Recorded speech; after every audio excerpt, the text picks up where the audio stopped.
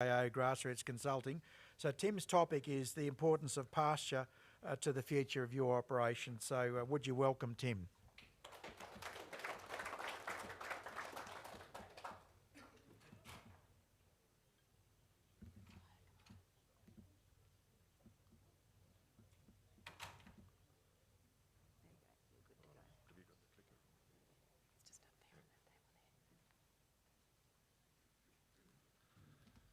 Thank you for that. Thank you to Ken for the invite, to speak today. I'm certainly more at ease in the paddock than I am at a podium, so please, give me some slack today.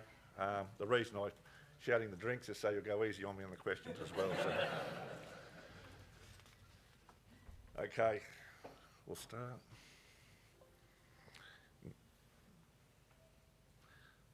Pasture improvement, why? Because it is the fuel which runs the whole industry. Because as an industry, when it comes to pasture, we generally keep taking without giving much back. Like I've noticed that over a lot of years that we get into dry situations, continuous grazing, and we're probably too slow to back off, you know. We think, oh, we'll hang on a bit longer, and it's always our pasture and our soil that suffers. And in speaking that, soil and pasture is a finite resource which degrades with poor grazing practice and poor seasons.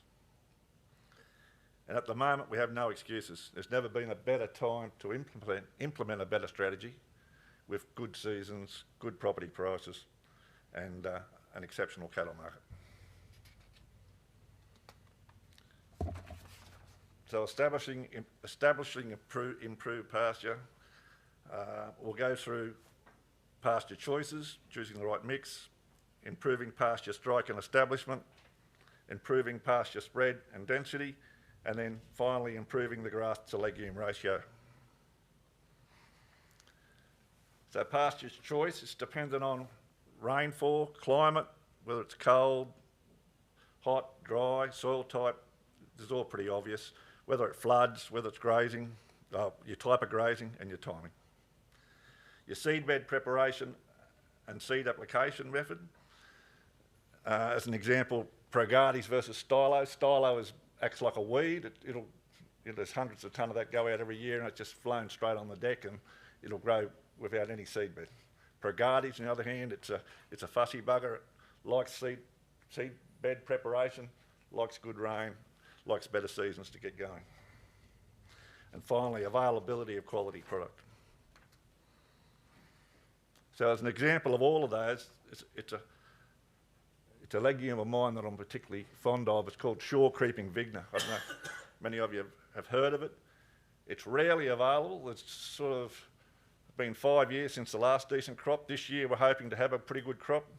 It grows in more higher rainfall, say 35 to 40 inch rainfall, warmer climates. Got the real ability to compete against aggressive tropical grasses like kikuyu, and is very readily established through the dung. So it's a small seeded thing that put it in the lick and it grows very well. I've got a block at Maloney's, 25 acres. I've probably put less than 2 kilos of that seed out in the last 10 years and it's now over the whole property. So, and probably double the carrying capacity of the place. It's got one disadvantage, it's very expensive. It's probably $100 to $200 a kilo, but it's probably the best bang for the buck you can do in that country. So improving pasture strike and establishment. First of all, seedbed. Generally, the better and the deeper the seedbed, the better the strike and the establishment. Sort of goes without saying, especially in more clay soils. So you work deep, but apply light. You're often better to apply your seed after you've worked it, especially in a blade plough or a cutter bar situation where you've got a deep seedbed. A lot of seed gets buried far too deeply.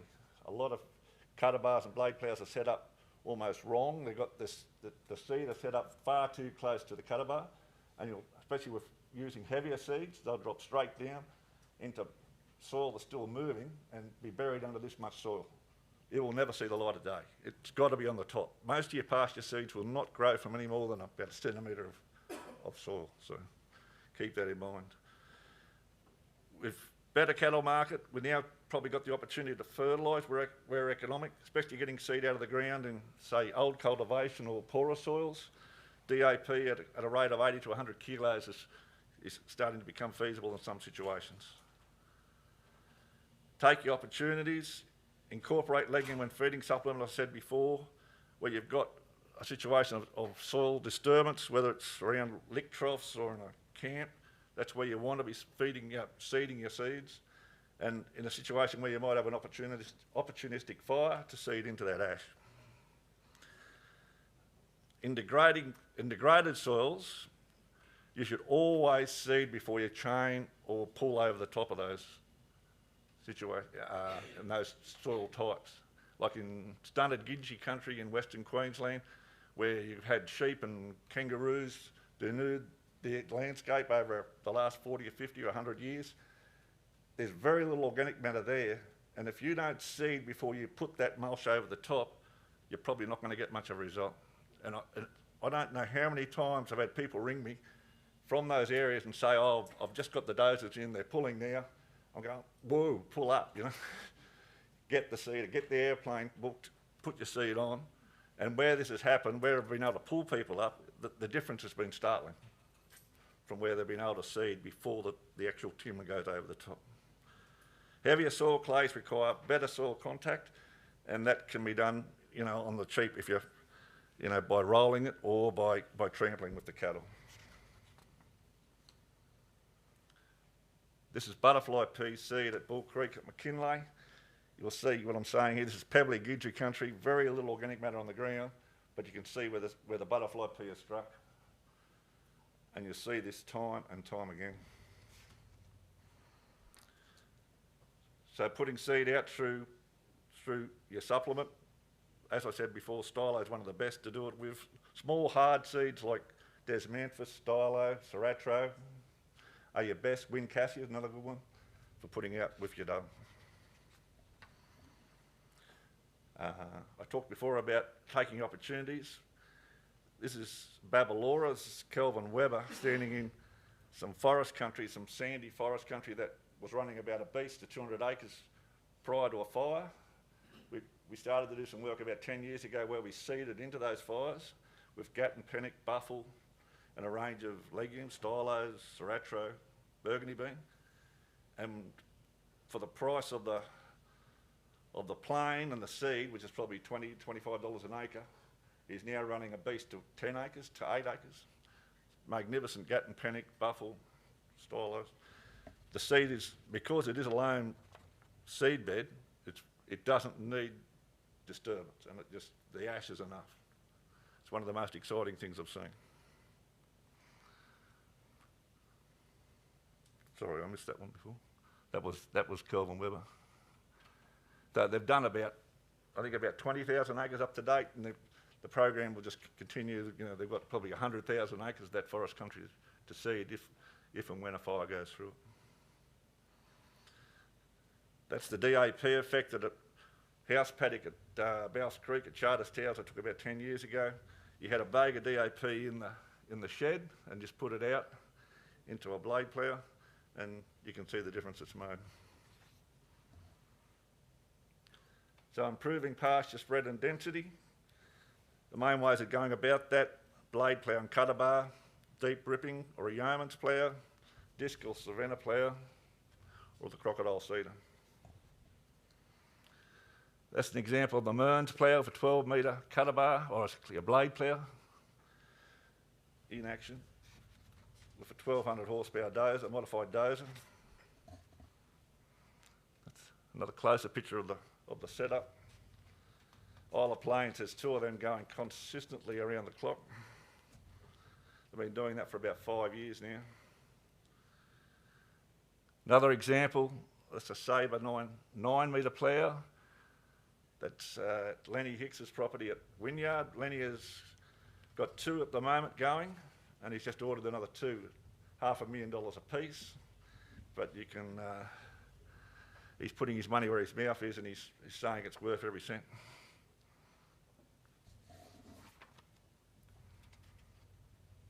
Sorry, I'm gone too far anyway. So why plough? There's a picture of Isle of Plains.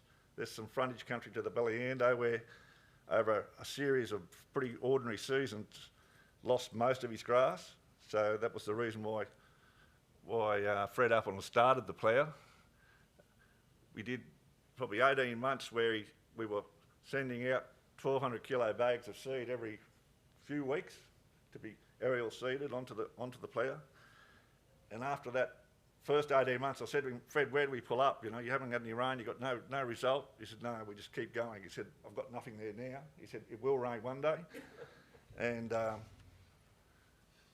he's now got, I talked to him yesterday, we're up to 65,000 acres he's ploughed on Isle of Plains and Craven. So it's a massive investment, but he said it's unbelievable the situation that he's got now. He's got 90% cover over most of his country, incredible growth of legumes and grasses. His favourite is butterfly pea. We tend to put about, on his red soil and his black soil, we put about 30 to 40% butterfly pea in there, and it certainly is one of the best performing of the lot. He said his carrying capacity and his weight gains are phenomenal, in his words. Keep going. So that's a picture of where it wasn't seeded or ploughed at Isle of Plains, so you can see what would have happened if he just left it alone. That was a pipeline that they left. So as another option, if you've got a very good pasture already established, you can go in with a heavy duty ripper. This is like a $250,000 machine by TTQ. Rodney Perrott at Ralston had been using it quite consistently. And Rodney's comment is it takes good country and takes it up into another level. So by opening the country, getting more moisture into the ground, again, you're getting more cover, and the opportunity to put more legume in is the main reason. Not cheap. You're still talking the best part of $80 to $100 to use that machine. Sometimes I wonder whether spending $100 to $130 worth of blade plough is probably a better option, especially if you're a bit short on grass in the first place. So.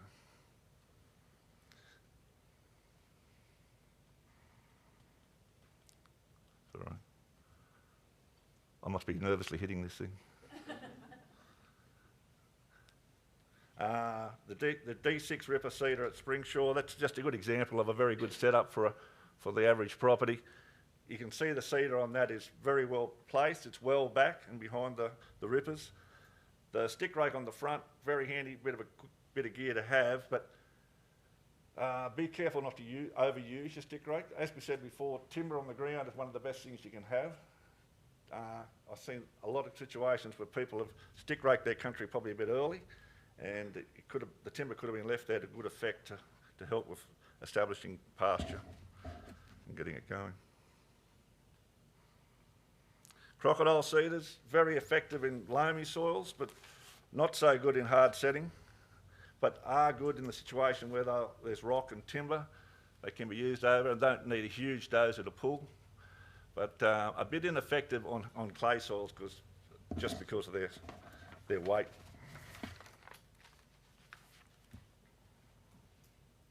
So improving the legume to grass ratio.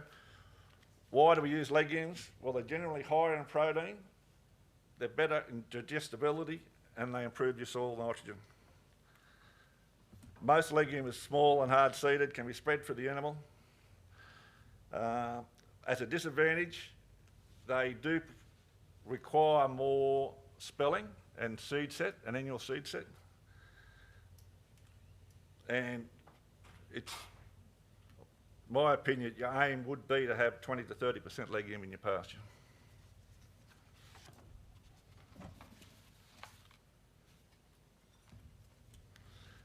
So legumes for soil type, your heavy soil legumes, as I said before, probably Milgara butterfly pea in central Queensland by far is probably my biggest selling product and my best performing. Desmanthus, very topical at the moment, a lot of people using it, a lot of people trialling it. It's really good in some areas, and other areas it's been terrible, just complete failure. So it's very confusing to me. My gut feel is I think that it's a good legume in good soils, but I do doubt whether it's going to survive the real, trying times or a 3 or 4 year dry. So. But well worth trying because we haven't got many options in heavy soils. Burgundy being a bit the same, it's good early, but not good in the long dry. Lakina in good soils and good rainfall that aren't too cold. Katinga stylo is a black soil legume that a stylo that grows in black soil, so that's the advantage there. Has the disadvantage of being inoculant specific. So, but I have noticed over the last few years that it tends to be getting better. I don't know whether it's adhering to the natural rhizobia in the soil or getting better that way. Medics and clover, good for the cold country, lucerne as well, and veg. And then as a general rule, light soil legumes, stylo is by far the biggest performer. Sega, Soran, Amiga. There's probably 100 to 150 tonne a year of them go out. Cassia can be a bit weedy, but again, grows in a bit of range of soil types like light to loamy soils. Cavalcade Centro, another one that's been really good in the areas where David is, up in Tipperary. They grow it a lot for cubing up there for live export. But we had Mac Shan at Kendall Park this year, I'll show him later, but he has used a tonne of seed out there, put a tonne of seed out, and it's growing beautifully and mulching well on the soil, so it's doing a good job. And Soratro is another legume that comes and goes as far as availability, but a very excellent legume in lighter to heavy soils. So this is Amiga stylo at Merrifield, the Northern Territory, north of Daly Waters. It's a property of about 380,000 acres. Back in 2012, we seeded the 2,500 acres of laneways that were in that property, and the success that came from that with Colin Ross, who was the owner, the laneways established beautifully with all the stylos, and they were able to then use that to take the seed into the paddocks. Subsequently from that, we went to Limbunya and he put out over 200 tonne of stylo mixes there over the next 10 years, and has done really well. So there's a stylo seedling. As I said before, that seedling is only that high, but if you were to dig that out of the ground, the root system would be 10 times its size. That's why they're so successful in light soils. Katinga stylo I mentioned before. It's more of a heavy soil stylo, not real heavy clays, but in medium clays. It's doing a good job. Mark Des Manfus at Muckadilla at Matterhorns, doing a good job there and some really good soils. That's at Mac and Gale Shans at Kendall Park. That's the Cavalcade Centro and the Des Manfus growing together. That was only a few weeks ago at a field day. And there's another large Des Manfus plant, Progardes, growing at Ralston at Rodney Perrott. We have Progardes as a type of Des Manfus. It's actually got 4 different varieties in it, low and higher growing, and as I said, the taller ones seem to be the ones that stand out and doing the best. Milgara Butterfly Pea, we talked about before. Lakina at Strathalbyn, this is Bristow Hughes. He's put in about 30 kilometres this year of Lakina into his Indian Cooch country. It's going extremely well. And in the colder areas, where you have trouble with the feed gap and the cold and the frost, this is where medics do an exceptional job. Another one, Woolly Pod Vetch, another cheap option for an annual legume, but it's about $2 to $3 a kilo. Forms very well in the winter and fill the gap. So in conclusion, increasing property prices and buoyant cattle market make spending $100 to $150 an acre good economic sense. I'd implore you to improve your grass to legume ratio, to take the opportunities with the season, the market, the soil disturbance, the fire and the supplement seeding, as I said before, feeding. Seed before disturbance in more marginal soils and climates. Aerial seed after you plough and before the first rain. Some people believe that if you plough, you can actually wait for rain, then seed. you can do that, but I just find on the whole it's generally more successful to seed as soon as you can after you finish your plough. Make a start. The most successful pasture establishers are much like your best bulls. They have the biggest testicles. And I'll just finish with that. Better pasture and better bulls give you better productivity. Thank you all. Thanks, Tim. He's done exceptionally well. Look, we've probably got time for a quick question, Tim, if you'd just like to stay with us. Anybody got one for Tim? No? Anybody? Last call.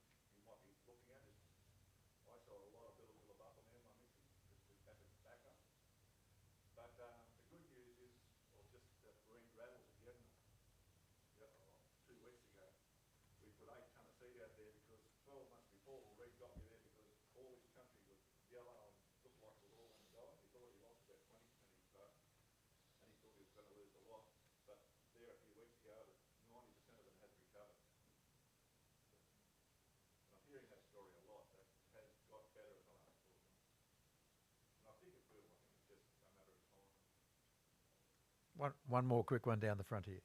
Tim, do you think having legume with your buffalo initially helps with dieback at all or not? Well, soil health's got to help. I think that's a big thing. So having legumes is always going to help with your soil health. There's a lot of talk these days about pasture diversity. And, again, I'm not sure. Yeah, to do that with your buffalo. Yeah, that's right. It's not easy. But again, the more something like having a silo or a legume that is deep rooted, pulling mineral and stuff from a deeper level, that's got to help them. Thanks once again, Tim. We'll move on. Thank you. Next up, we're switching towards genomics, and Dave Johnston from Animal Genetics and Breeding Unit in Armidale's joined us, talking about the latest developments in repronomics and what the implications for the Droughtmaster breed. So over to you, Dave.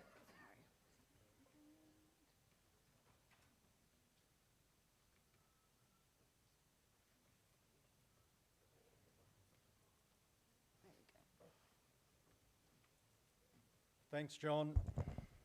Morning, everyone. Yeah, well, we're going to now move very quickly into genetics, and if you're in the Droughtmaster breed, that's the job you're in. So I want to go through a little bit of where you've been and probably where you're going. But the first thing is to realise that it's variation that we're working with, and that's what the breeder works with in genetics, and we can see some extreme cases here. We can also see within our bovine we have lots of genetic variation for big ones, tall ones, ones with big ears, and even ones that have extreme muscling. But even within your breed, you've got lots of genetic variation. And that's what you work with as breeders every day. But the problem is, which one's the best one? And that's our biggest challenge, is those 4 bulls, they're all very different. Which one's the best for daughter fertility, which might be the best for steer growth, and which is for carcass. And if we're going to help Duncan with his program with the quails, we need to know that before we send them off to him to make his product. And so that's the key for anything in genetics. We need to know that.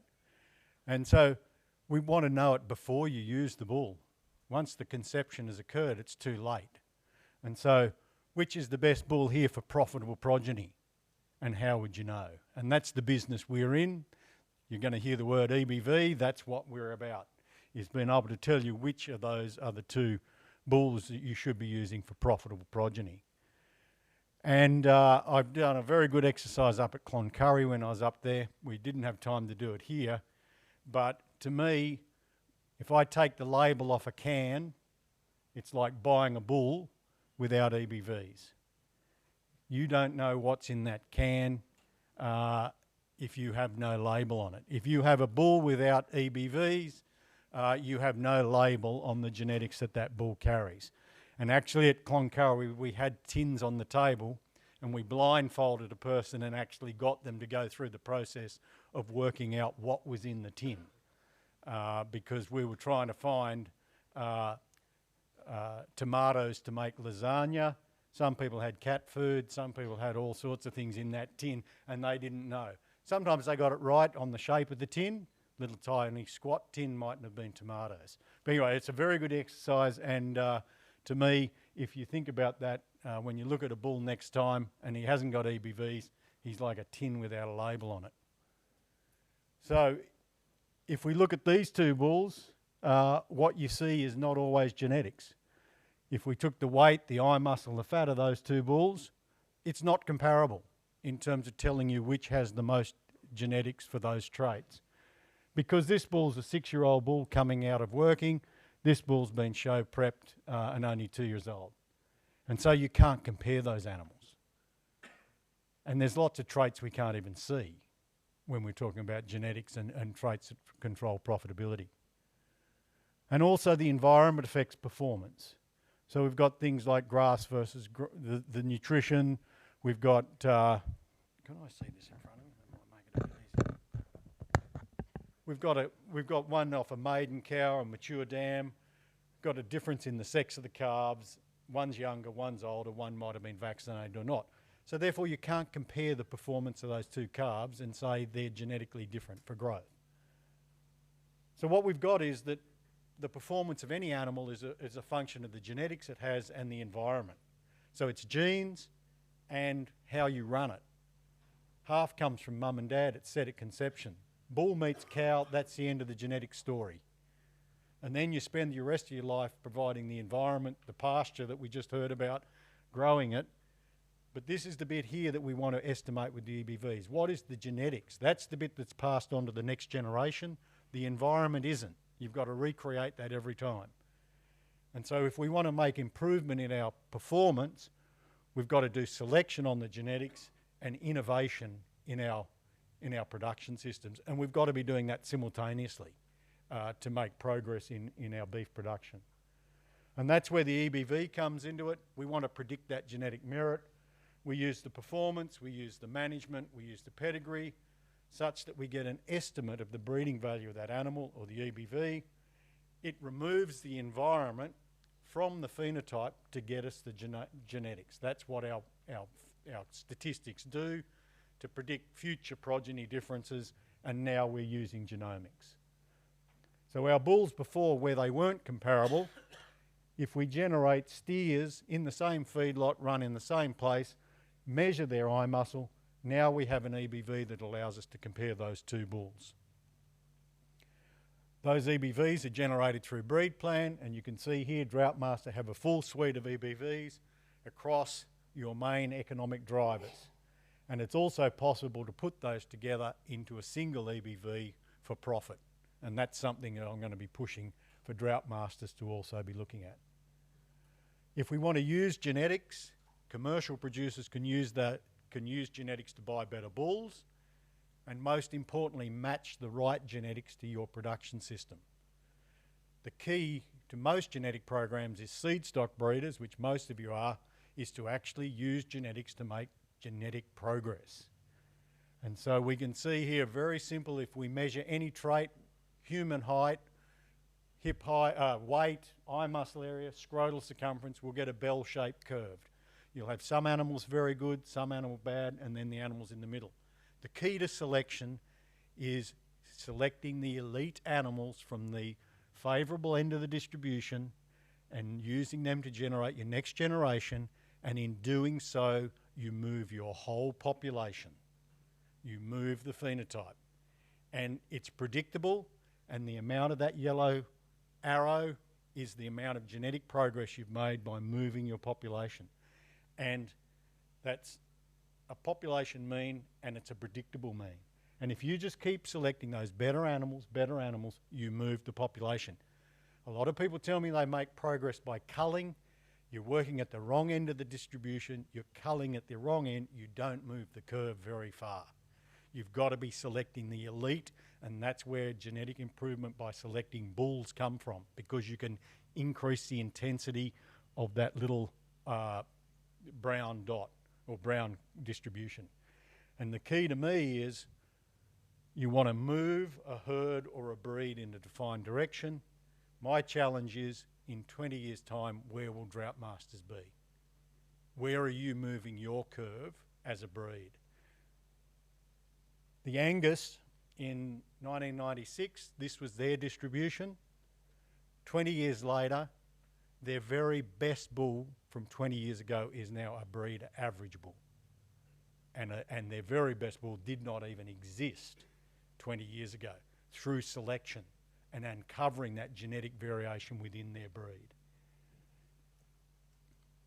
So, selection is powerful, but you've also got to be careful, because that's what you can do within a breed. So we can take them from the belt buckle 30s and 50s up to the extreme hip heights in the 70s.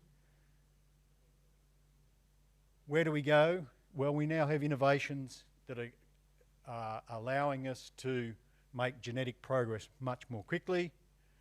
We can simply take a DNA sample, extract the DNA, run it through these modern SNP chips, and we get 20 to 800,000 markers. Now, people might remember the Gene Star. We were working with 8 markers. We now work with 800,000, and that's where the technology has changed to allow us to make selection. We include those SNP profiles in the EBVs, which is allowing us to do now what we call genomic selection. We can do a DNA sample. We can get genomic breed composition, and in composite breeds that can be quite powerful, because one of these bulls in our project, we can now work out what is his Brahman, Hereford, Santa, whatever component of those breeds, breeds in that bull. But we can also do parentage, polled horn, pompies, and we get the 50K profile, which is what we use in our EBVs. So if we're going to make genomic selection work in beef, we need to record phenotypes, and this is the challenge to you as a breed. We need the precision recording on key traits, we need those DNA profiles, and we need genomic breed plan. And this bit here is what we call a genomic reference population, and that's the purpose of this talk, is we need a population of animals which are intensively recorded. If we then do the DNA profile of that, it allows us to go into a target population, pull a tail hair, extract the DNA, put it into a genomic evaluation, and get EBVs. And this is where the game has changed. And Mick Crowley is going to talk afterwards, after me, and show you some examples of how that is actually working. So people who traditionally haven't been in breed plan, haven't been performance recording, can now access EBVs on their animals. And I run a repronomics project that I designed about 10 years ago, where that was our aim, was to increase the accuracy of reproduction, particularly in Northern Australia. And I simply joined the two words reproduction and genomics together and made the term repronomics to coin a word for this project. Now, I don't have a lot of time to go through the project, and several people have probably heard my talks on this, but it's been running since 2013. It's a collaboration. We heard that this morning. That's where we get a lot of power, is to actually collaborate. Well, the same in science. We collaborate across organisations. We've used the 3 tropical breeds. It's a precision experimental design. We're doing very intensive recording, and we used the research stations and actually the one next door to Tipperary in the territory. We're using current industry genetics and the latest DNA technologies. And this is enabling genomic selection for our tropical breeds, a big focus on female reproduction, but we also do a lot of carcass and meat quality work. We're using new technologies and traits, and we're actually moving to a single set of EBVs that will work across the tropical breeds. Yeah, to date, we've done nearly 8,500 animals. We're measuring age at puberty. We're doing lactation and estrus intervals. We're getting 2,500 carcasses, including some of those animals are getting consumer taste panel eaten. We've used more than 340 sires. All that data goes into breed plan, and all that data is driving genomic EBVs. And this is just a snapshot of the bulls that we've used from Droughtmasters, and the ones highlighted are our AI sires. And I just looked in the back of your book, you've got a list of sires there. I think I've got 37 of those sires out of that back page listed there as well, of your highly used bulls. And you can see they're across quite a few of your studs, including a lot that have not been used in breed plan. We use natural mate and AI, so there's a lot of bulls we buy to mate to our maiden and first calvers. And that's where we've been using ultrasound scanning. We know the complete reproductive history of every single cow in the project. Every 4 to 6 weeks she's been ovarian scanned, and we see on the ovary the corpus luteum, which shows that that female has ovulated. And we know exactly when that occurs in our maiden heifers for the first time, and that gives us puberty. And then when our cows calve, we start scanning them again to see when she starts to recycle in that first calf cow, which is the critical one for our data. Now, I could give you an hour talk on all the results on all 150 of your Droughtmaster bulls, but just to give you a snapshot, this is the age at puberty spread in your bulls from left to right. There's a 5.3 month difference in the age at puberty on the daughters of Droughtmaster bulls when managed identically. So there's a massive genetic variation. I could put up your lactation and estrus as well. The same variation exists in the Santas as it does in the Brahmins. And so that's back to my lead on genetic variation. There's genetic variation in all these traits, but do you know which ones have them to use them to your advantage? So what we do now, just to start to finish it up, is we use this data into the breed plan evaluation. So that's what Repronomics is doing. It's providing data, your reference data for breed plan genomic evaluations. So we feed that project data and their DNA and those critical ovarian scanning records into breed plan.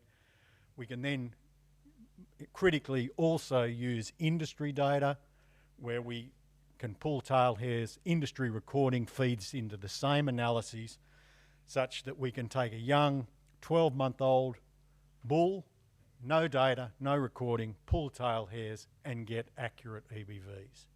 By seeding that analysis with that ovarian scanning, your bin data for your carcass is doing the same job. So now, just to finish up, I want to go through some innovations. Where are we going? And the first one is these crossbreed EBVs, and these are our number 20 heifers that we were using Berigara at the time because we were in a bit of a drought. So you can see here, we've got our Santas, our Droughties and our Brahmins. They run together all the time.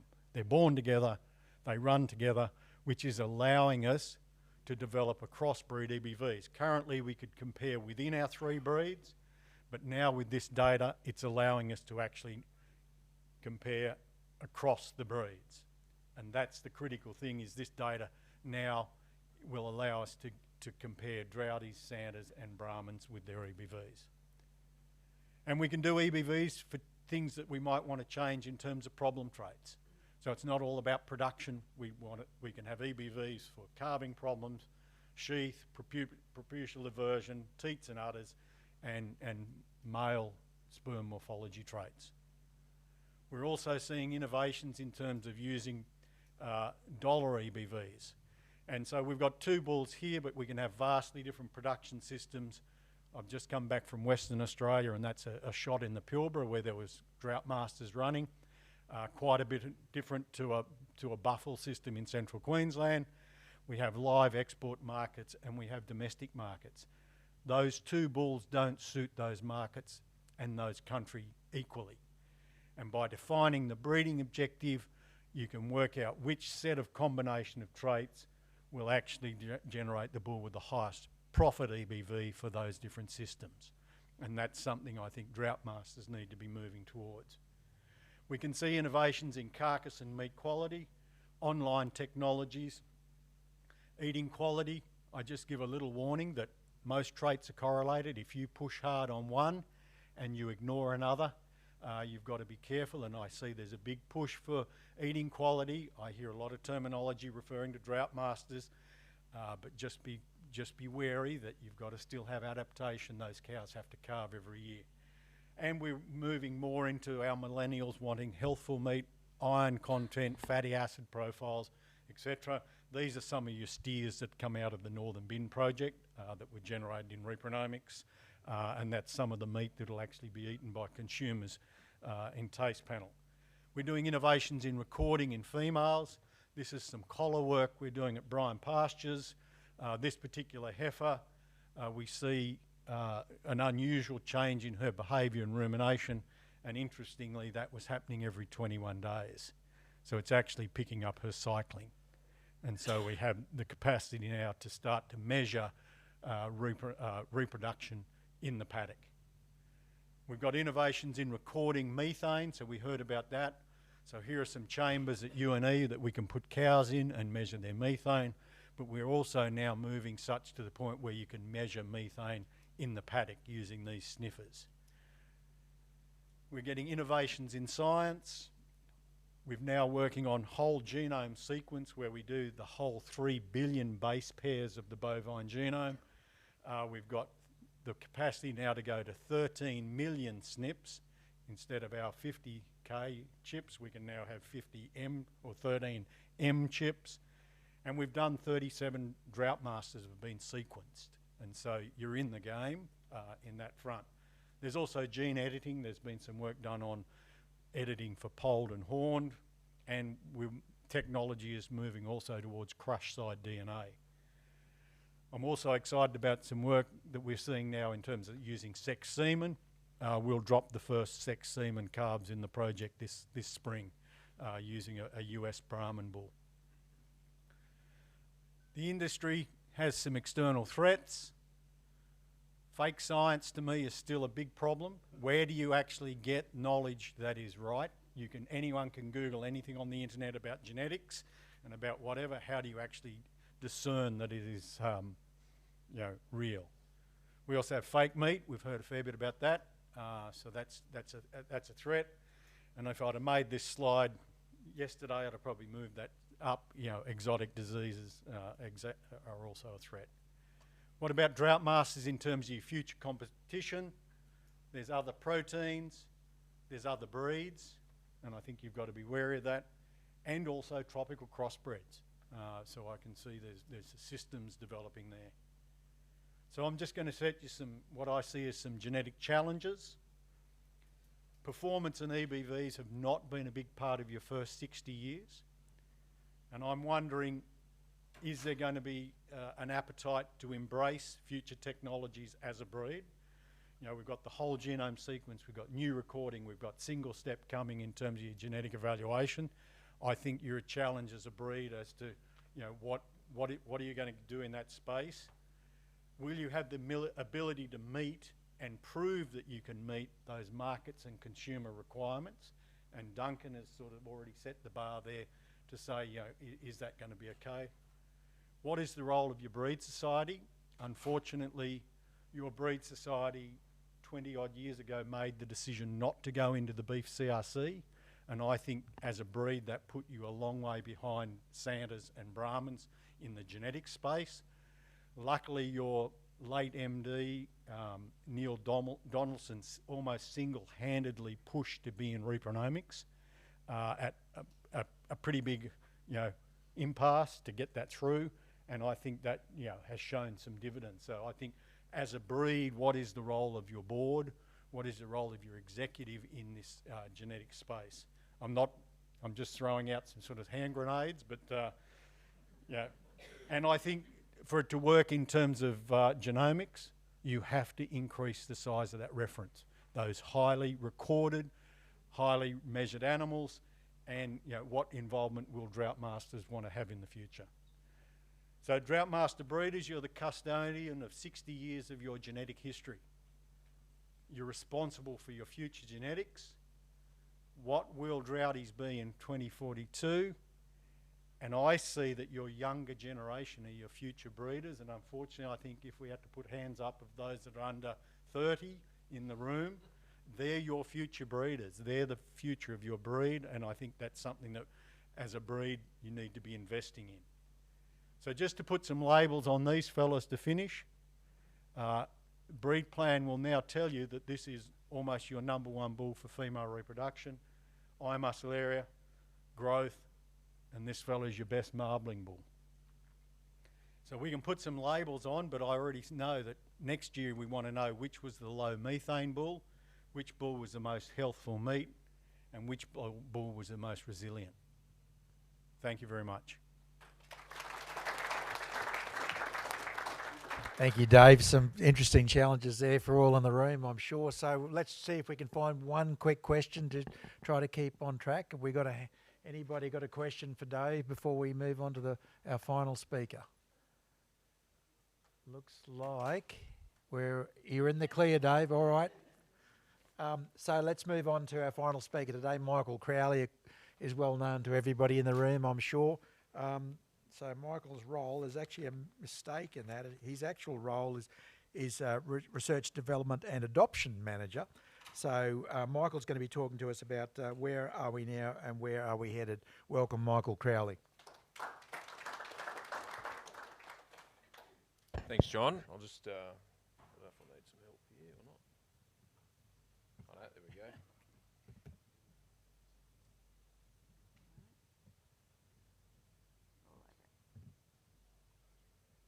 Excellent. Well, thanks everyone. I know that I'm now standing between you and lunch and the social event this afternoon, so I'll keep it punchy. Look, thanks very much for the Droughtmaster Society for having me along today. It's a great topic. I mean, 60 years on, and you do start thinking about what's in the future. And in that theme, I just thought what I might do is just do a quick market overview. The macros we heard a little bit about earlier today, I just want to take you through some of those. The demand for red meat globally is in pretty great shape, and I want to talk to you about what's behind that. I then thought I'd position the investments we're making in terms of the supply chain.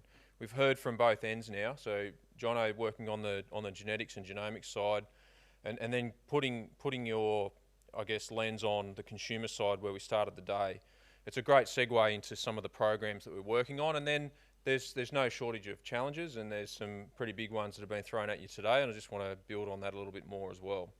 So let's just jump into what's happening globally. The demand for your product has never been stronger. Our largest and most valuable market still remains our domestic market. So it's really important that we keep the focus here domestically, but we do export 70% of our production.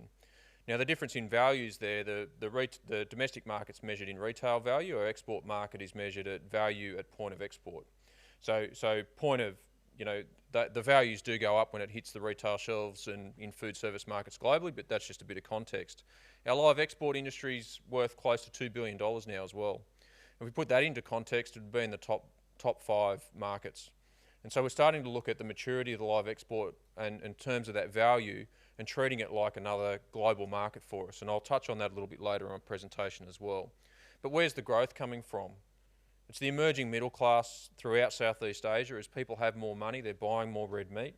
The threshold seems to be around 35,000 US household income. People are seeking out higher quality product. They're prepared to pay for quality, and they're eating more red meat. And so then when you look at the growth in China, the size of the population, you really need to look at household income, and the proportion of that market will continue to grow, but it's got a long way to go to mature. Whereas when you look at our traditional markets in Japan, Korea, the US, and the big opportunities that I see in Europe, higher household incomes, really value quality and prepared to pay more for our product. So that really holds some great insight, I think, into where the growth comes from. The other game changer has really come from market access. Reducing economic barriers to trade through free trade agreements has been a game changer for our industry. It wasn't that long ago that we only had a handful of free trade agreements that covered about 30% of our markets. But where we sit today, 90% of our exports are covered under free trade agreements. And what that does, just a great example was prior to the free trade agreement being signed in Korea, 40% of the import value of that product was added on top at point of entry. So it's a 40% duty, goes to zero through the life of that FTA. Japan, 38.5%, goes down to 9.5% as over the 15 or 20 years that the free trade agreement down payments happen on an annual basis. We're getting pretty close to liberal access to the US. And when you start, and China's similar, the duties go down to zero. So the economic barriers to trade start to reduce. And we've got free trade agreements with our major trading partners. The big opportunity we have is in Europe.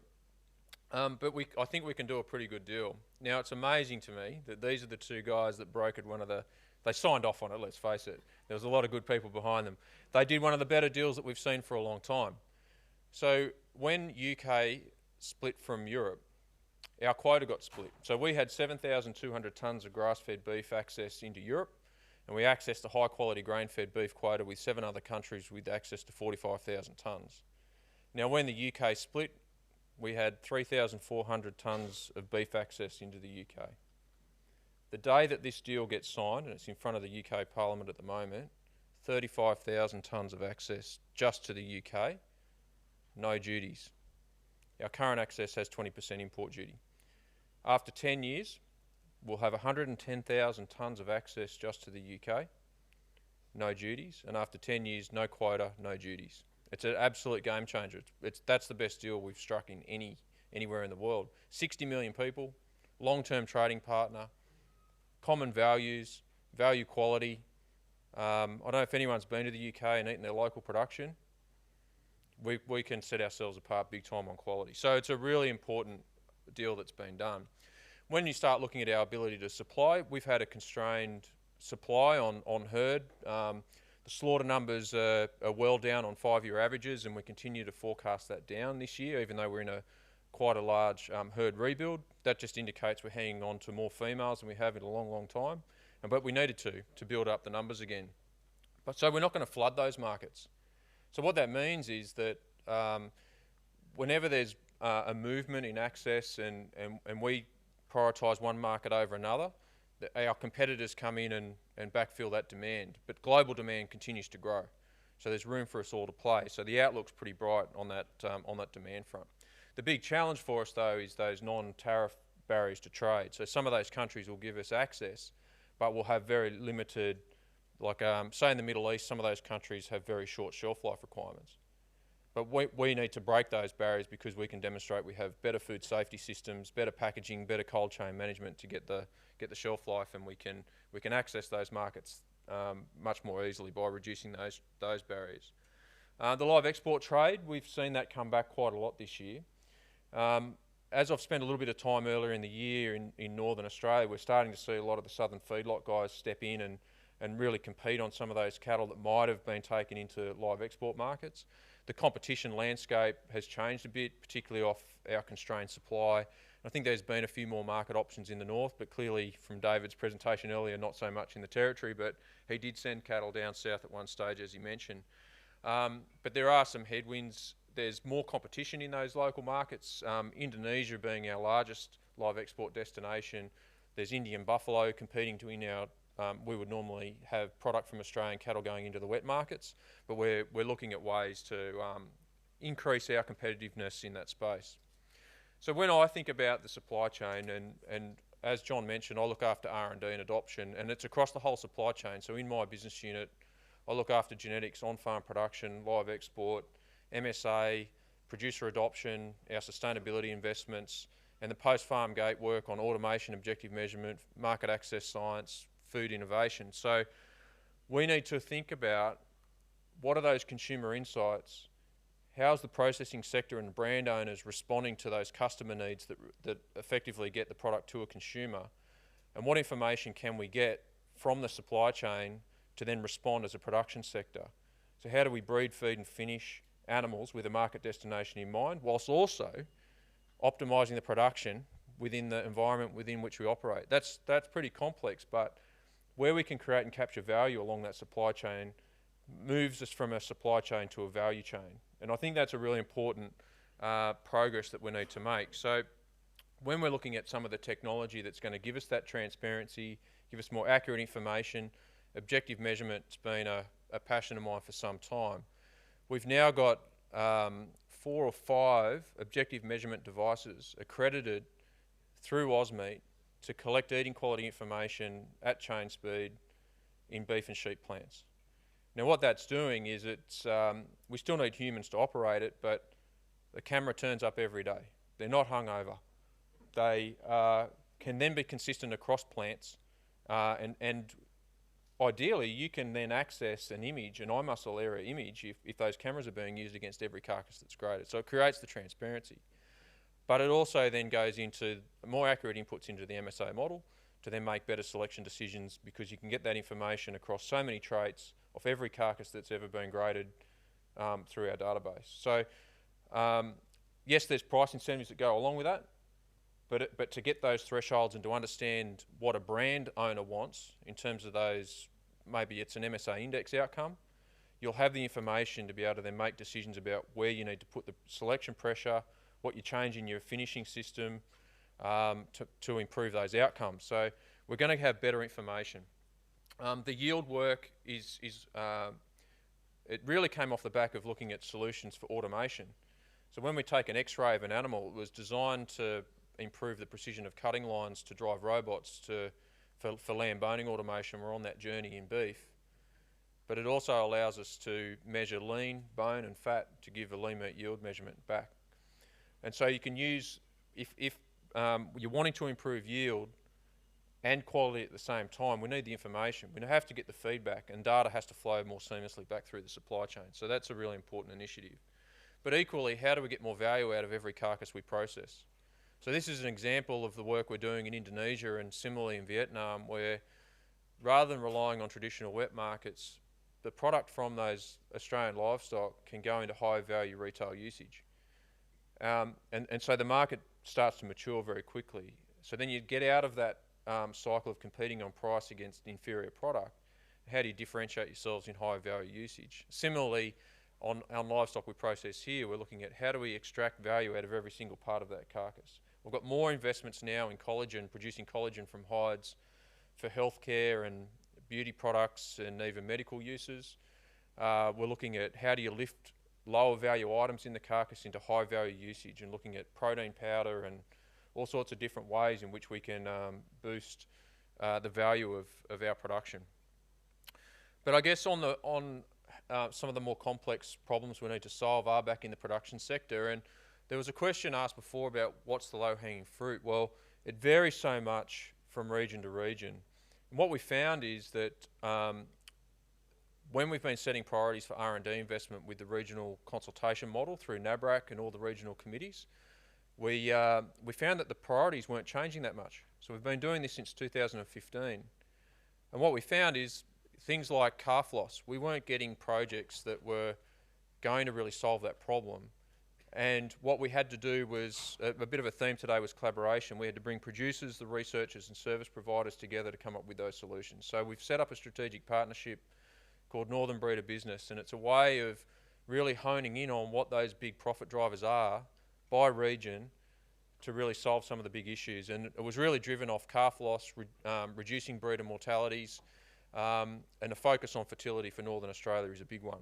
And it's really hard to solve, but it's also getting a better balance of, we've been researching in this space for a long time, have we really got adoption of that research? So it's much more adoption focused and striking a better balance between adoption and new R&D. And some of the work that David Johnston just mentioned, so this is a Brahman example, but what's able to happen now is by using genomics, we can get a full set of breeding values that's linked to the reference population to put more selection pressure on those traits. One of the things we were talking about before we walked into the room today was, I think, we've got a small stud in northern New South Wales. We've got Pole Hereford cattle, and one of the things that's a bit of a frustration for my family has been that breeding values at time, if you've got good numbers, they're used as a marketing tool.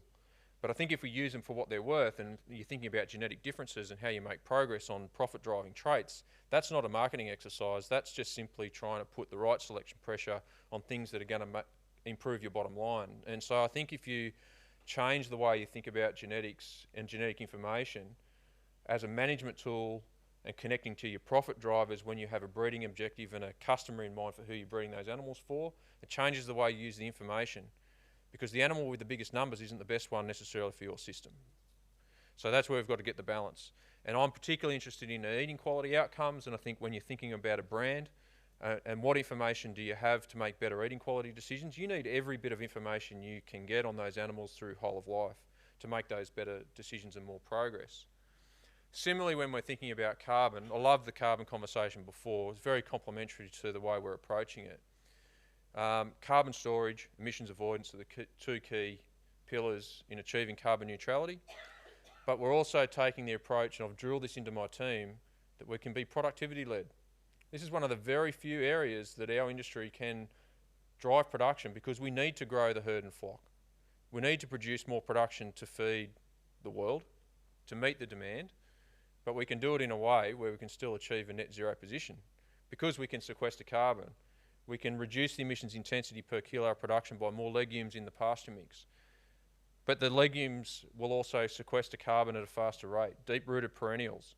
So we can measure rates of carbon sequestration, and we'll also have technologies like feed additives. We've got Asparagopsis and another product called 3NOP, which is being commercialised at the moment. And they're the products that we're testing in large-scale feedlot trials. We've got lick blocks, water treatment, even looking at a slow-release bolus, and also a project coming together on pellets, so we can reduce emissions in extensive systems. And you probably don't actually have to change that much, because if you're already looking after better pastures, better soil, balance of tree and grass cover, more productive animals, and we adopt some of these new technologies of feed additives. We've got the methane work as well. We'll have methane as a trait in breeding values.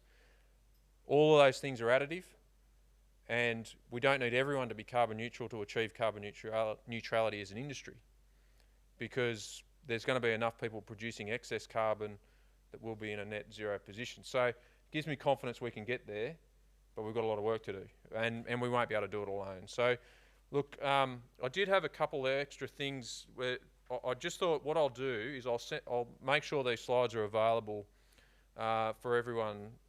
I just put some stuff in here around foot and mouth disease and lumpy skin disease, because there's a lot of work happening that mightn't be as public, but we're working in partnership with the federal government. I've had staff in Indonesia for the last 2 weeks ensuring that our biosecurity work with the Indonesian feedlotters is reducing the spread of foot and mouth disease. We're supporting the distribution of the vaccines that the government have purchased. The Indonesians have purchased vaccines, and we've got a team of consultants in market making sure that they're going into livestock and they're going into cattle and reducing the spread. So all of the job to be done is to keep it out and fully support that.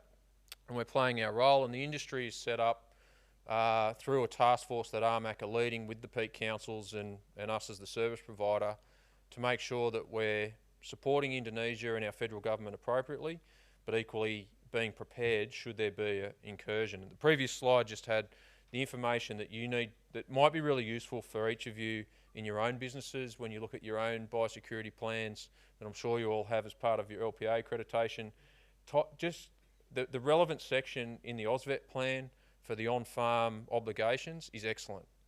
It's a bit of a read, but when you review your biosecurity plan, get the AusVet plan, and it has different sections, and there's an on-farm section and a transport section will be equally as interesting for you, just to have a look at what would you do individually and personally if you are involved should there be an incursion. But the job's to keep it out, and I met with the Deputy Chief Vet in Townsville a couple of weeks ago, and when you talk to the experts, like, she was fantastic, and the work they're doing, the high risks of people working directly with infected animals and food products. They're the big risks, and they're onto it. It mightn't be as visible as the footbath thing, but they've put the footbaths in, which is great. But anyway, I'll pull up there, John. Happy to take any questions, and I'll let you get to your well-earned lunch. But thank you. Thank you, Michael. So I've just got a quick one for you, and I know you're not a virologist, and so I don't want to put you on the spot, but given what we've all experienced through COVID in the last 2 years, there's been an enormous amount of knowledge learned about vaccine production, and I'm wondering whether this can become a useful tool in the need to develop vaccines for LSD and FMD, which are number one effective, but also number two do not compromise our market access position. Is there anything you can inform us about in that space? We've got a $4.8 million project with New South Wales DPI developing an mRNA vaccine for lumpy skin disease, and we're expanding that to cover foot and mouth disease. That work's happening in Canada.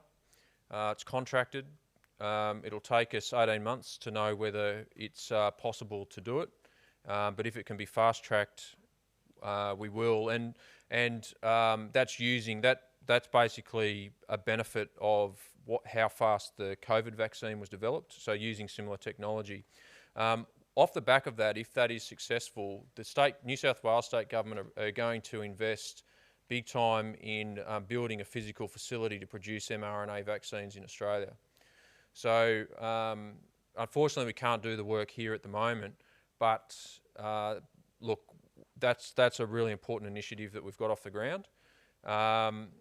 The issue with the current vaccine, there are vaccines, but they're live vaccines, and it buggers up your free from foot and mouth disease status if you use them. But that's what's being rolled out in Indonesia. When you've got the disease, you use what you've got. But yes, that's a good one for us, John, I think. Thank you. All right. Look, we're pushing up against time, but is there any last question that anybody would like to fire at Michael before we finish up? Yes, over here. I'm just wondering on the subject of lithium production, whether any work has been done using seaweed. Yes, so the Asparagopsis product that I mentioned is coming from seaweed production, and its active is bromoform, and that's being commercialised right now through Future Feed as a company we set up with CSIRO to commercialise the seaweed-based feed additive. One lucky last over here. Just on that topic, feedlot side of things, how do you see, I guess that explains itself with additive in the muck each day, how do you see the larger pasture better being utilising that? Absolutely. The big, when you've got breeding females, basically when we look at the emissions, I don't know if anyone's done a baseline of their own business, but the female herd is the big emitters.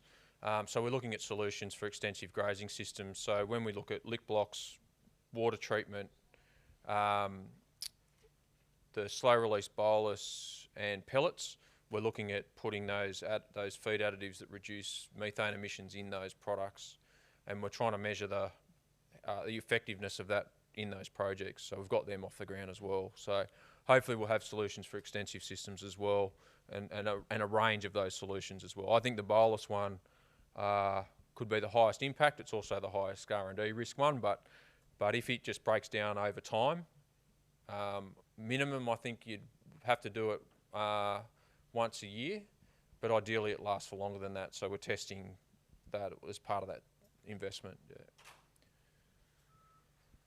Okay, look, I think on the strength of that, we might wind things up. So would you thank Michael and all the other speakers that we've had today? That winds up my job here today. So thanks so much for your attention. I'll hand back to Simon in a moment and get him to wind up. So there's been some strong contenders for question of the day, but I'm going to give it to Stephen Farmer over here.